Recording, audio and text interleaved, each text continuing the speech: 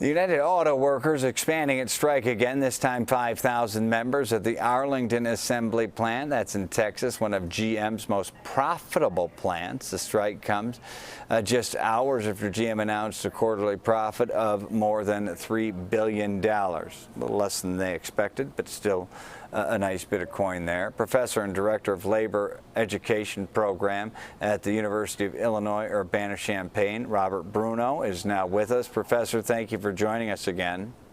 It's nice to be with you, Brad. So we've got the latest is another idling of a highly profitable plant in Texas for the Big Three. Big Three says, they have offered over 20% raises to each of the three negotiating units. UAW saying no, no, and no. What say you about that? Yeah, I think the problem with the position that the Big Three are taking on their wage offer is that if you go back to really 2018, 2019, and then you control for inflation over the next couple of years, UAW workers have actually lost about 19% on average. So a 20% or even a 23% pay increase, it does make up for some of that loss, but it's really quite a small incremental gain. And when you compare it to the 40%, 60% increases that CEOs have seen, plus the incredible profits that the industry has made, it really does leave a lot of money on the table. And the UAW is really pushing hard to get a higher portion of it returned to their members. And maybe rightfully so, since for so many years they have not gotten what they've been asking for. So UAW President Shawn Fain made a real name for himself here for auto workers. Here he is with auto workers at the Ford plant, assembly plant here. They're idled. They make the popular Explorer. Shawn Fain, I mean, maybe, at least to me, the most heard or known nationally union leader name since like a Hoffa, at least for outsiders. This article asks, has he reached too far? Your thoughts?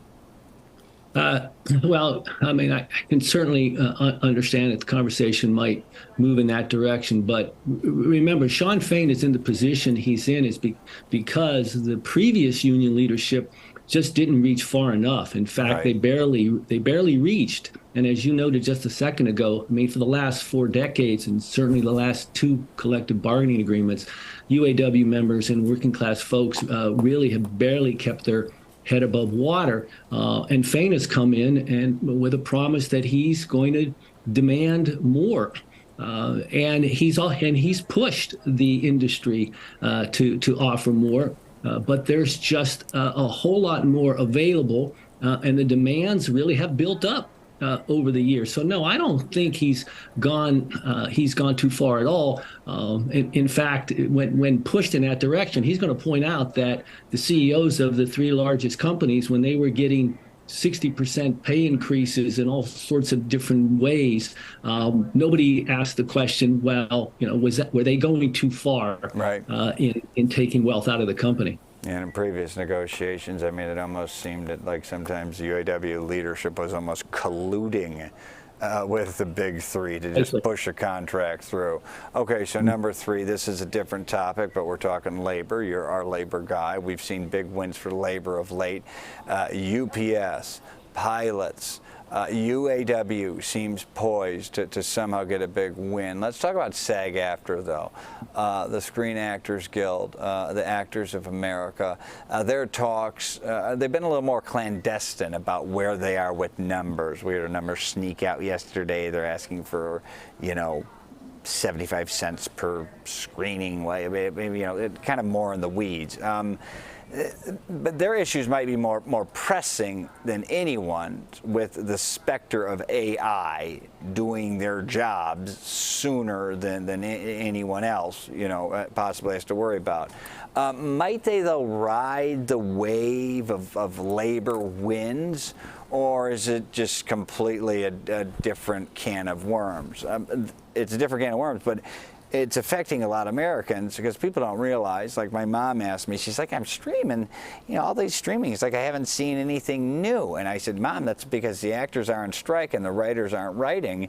And you're going to continue to not see new stuff. That's why they're bringing back Suits, which wasn't that great from 15, 20 years ago with the, Princess of, or Duchess of whatever now, Meghan Markle. But is it a whole different can of worms, or what's your take on it? Yeah, no, it's fascinating. Look, I think that the SAG-AFTRA folks are going to benefit from a changing tide, a changing mood, strong support for labor shortages. And I think they'll end up with a contract that'll show significant gains. So they're going to do well in the way that you mentioned that workers in other industries did. But there is something really exceptionally threatening in this negotiation that isn't so present in some of the other industries, and that is AI. And that's the capacity, quite frankly, to do without the actual human being, if you will, or the loss of control of that labor. And that industry just remains, television, movies, streaming is so much in flux, changing so rapidly, so tried to technology.